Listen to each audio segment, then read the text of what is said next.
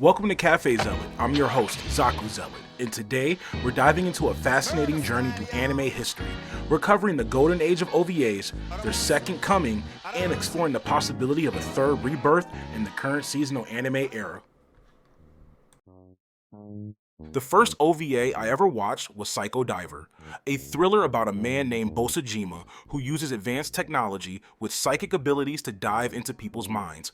I discovered Psycho Diver while channel surfing, pretty much doom scrolling in the 2000s. Network blocks like Toonami are often credited with bringing anime to the West, but some smaller pioneers helped illuminate the vast ocean of anime. I'm going to do my best to honor this era, explore its second rebirth, and hypothesize about what a future golden era could look like while honoring the leading pioneer who stirred us through uncharted waters. Long before streaming platforms and simulcasts, anime was mostly limited to TV shows and movies in theaters. OVAs, or original video animations, started appearing in the early 1980s as videos you could watch at home.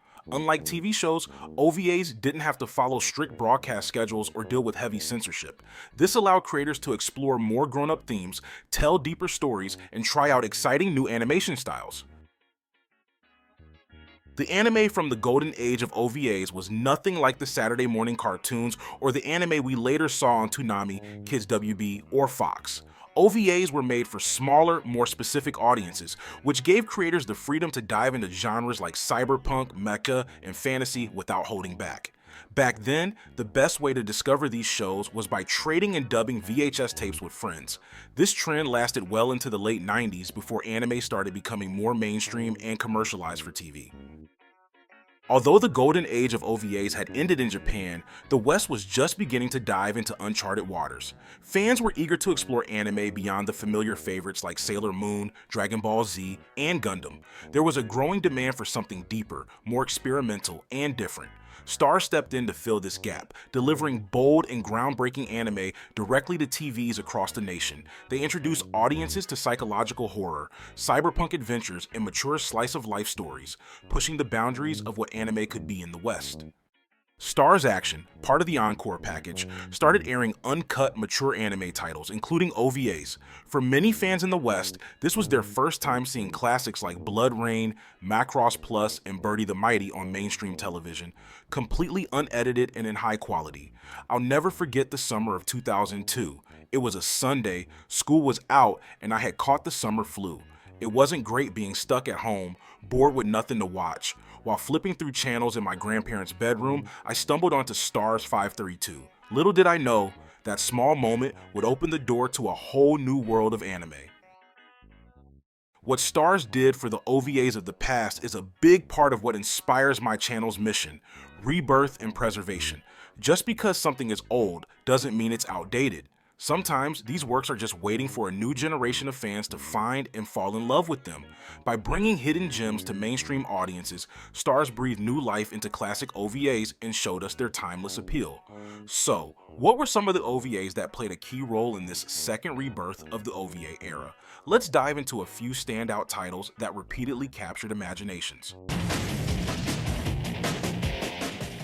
BubbleGum Crisis is a staple OVA that found its popularity outside Japan.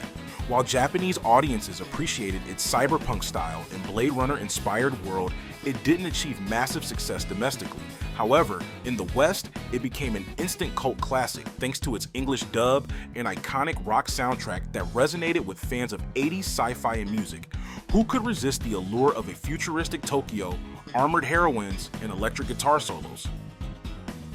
From the visionary team at Gainax, Gunbuster was an ambitious project that showcased the creative freedom of OVAs. While it enjoyed moderate success in Japan, its serialized VHS format made it difficult to gain traction. In the West, however, Gunbuster found a devoted fan base among mecha enthusiasts who admired its mix of hard science fiction, epic space battles, and surprisingly emotional storytelling. Ninja Scroll exemplifies how OVAs could find a second life outside Japan. This violent, action-packed tale of ninjas and betrayal wasn't a massive hit domestically, but in the West, it became synonymous with mature anime. Its intense fight scenes and brutality made it a favorite among VHS swapping fans looking for anime that pushed boundaries. If you're a fan of apocalyptic anime with heavy themes, you've likely heard of X 1999. Based on Clamp's beloved manga, this OVA brought their signature style to a grand celestial battle between the forces of humanity's survival and its destruction. While the condensed story struggled to fully encapsulate the manga's depth, its breathtaking animation and tragic storytelling resonated deeply with fans. In Japan, it was moderately received, but in the West, its darker themes and stunning visuals made it a cult favorite, especially among fans of Clamp's other works.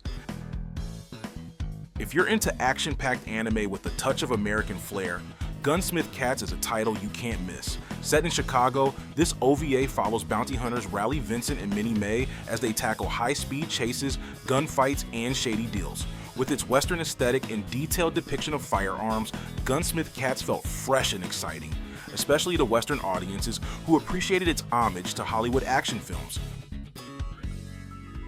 Finally, we have Perfect Blue, Satoshi Kon's chilling psychological thriller. It was released at the tail end of the OVA boom, but gained international acclaim for its gripping narrative and exploration of identity and fame. While Japan appreciated it as a niche artistic piece, Western audiences latched onto its dark, suspenseful theme, paving the way for anime to be taken seriously as a form of mature storytelling. Many of these OVAs became cult classics not just because of their quality, but because they were gateways for fans hungry for something unique.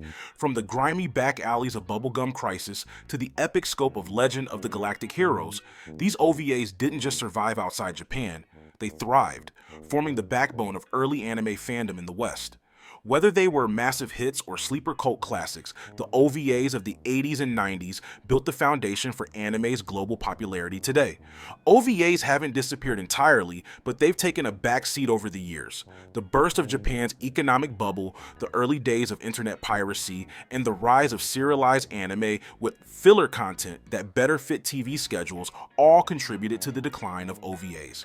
Though they've remained in the shadows for a long time, every now and then, this long-forgotten category reminds us of its brilliance with a surprise release that rekindles the magic of the golden age.